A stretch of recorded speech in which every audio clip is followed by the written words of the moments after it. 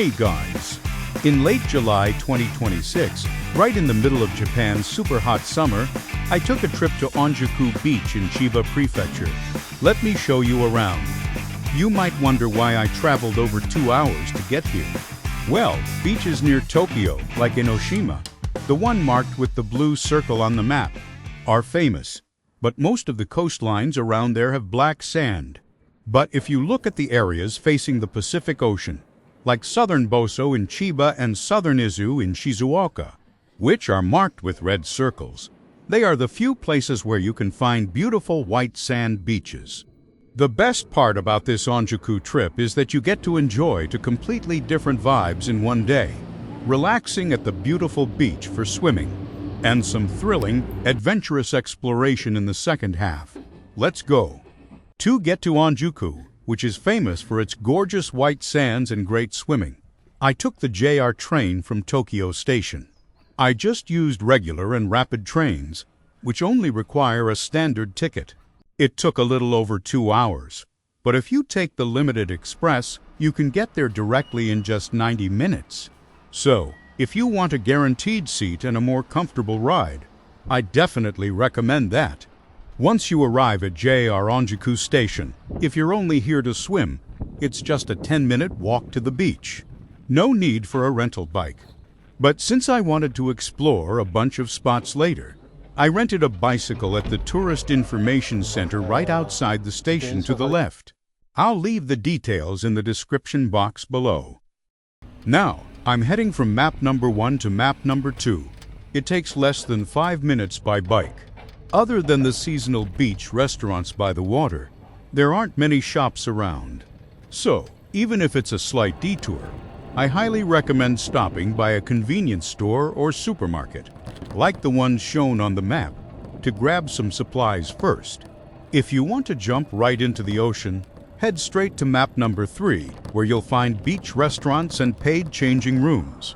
First, I stopped by the Suki no Sabaku Memorial Museum in front of the beach at map number 2. The name Suki no Sabaku means moonlight desert. This is a great spot to visit if you come off season or just want to take a nice stroll along the coast. There's a famous Japanese nursery rhyme inspired by this very beach, and you'll find a bronze statue right on the sand just across the bridge from the museum. The song is about an Arabian prince and princess riding camels through the desert under the moonlight. Taking a picture here is the perfect way to say I made it to Onjuku. It's a fantastic photo spot. The waves are a bit high today, but usually it's a very calm, shallow beach that's super easy to swim in. If you came by car or just want to swim right away, you'll end up here at map number 3. It's a really popular, Instagrammable spot lately.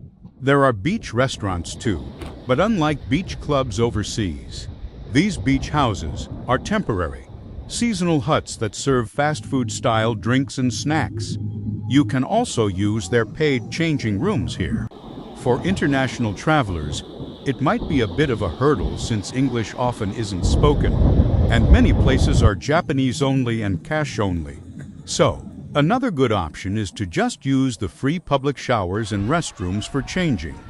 There's also a paid pool with a water slider right nearby, which is perfect if you're traveling with kids. I looped around and came back to map number 2. There are free showers and restrooms here too, so feel free to use them if you just need to wash the sand off your feet. It's a bit early, but I came to map number 9 for lunch.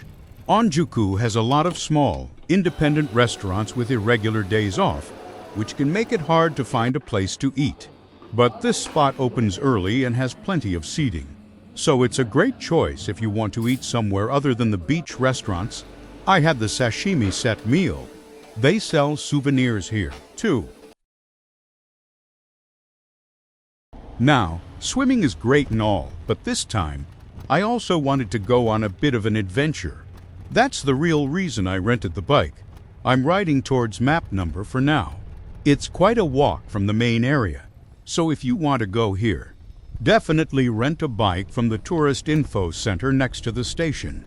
The Onjuku Coast actually has a specific beach area that surfers use. That's map number 8. The waves must be a bit higher over there. At the facility on the right, just before this traffic light, there are vending machines, restrooms, and free showers. I actually used them at the very end of this trip, so keep that spot in mind. This first stop isn't exactly an adventure, but there's a memorial tower built to commemorate the locals rescuing Mexican and Spanish sailors from a shipwreck about 400 years ago. It's the only observatory in the area, so check it out if you're interested. But fair warning, it's a pretty steep hill. You probably won't want to climb it unless you have an electric bike or a car.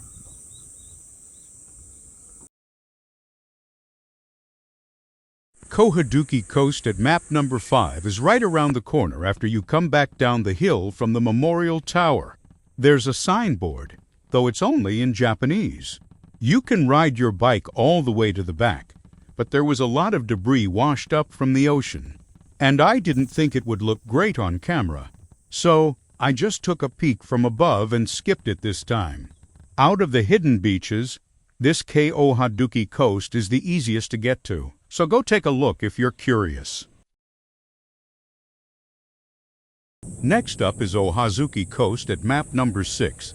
I've been here many times before. There's a small parking lot at the entrance, so I'll park my bike here and walk.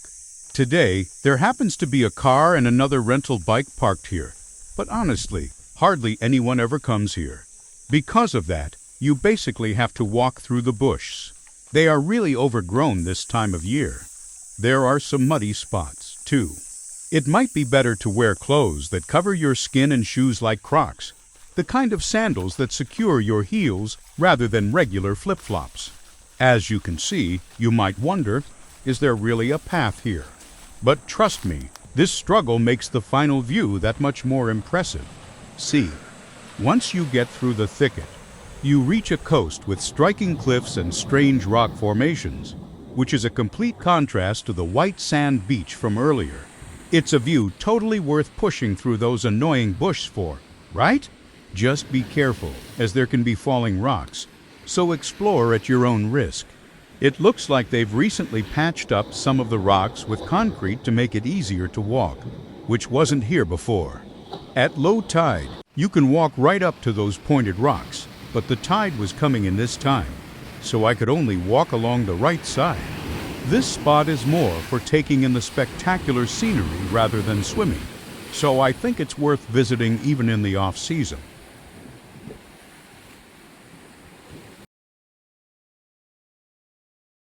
Finally, I'm heading to map number 7, which is less than a 5-minute bike ride from here.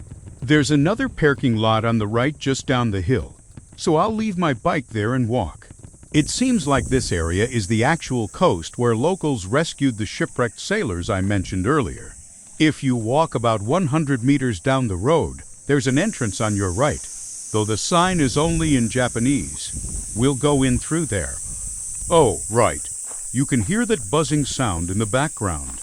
That's the sound of insects called cicadas, or seimi in Japanese. In Japanese anime, this sound is always used as background music to create that perfect summer atmosphere. The path is wide and easy to walk on, but it's pretty dim and honestly a little spooky. After walking for a bit, you'll see a hand-dug tunnel. I don't think it's even 100 meters long, but you can really tell it was dug by hand. And of course, there are no lights, so it's pitch black inside. There's also water pooling near the entrance, making it hard to walk.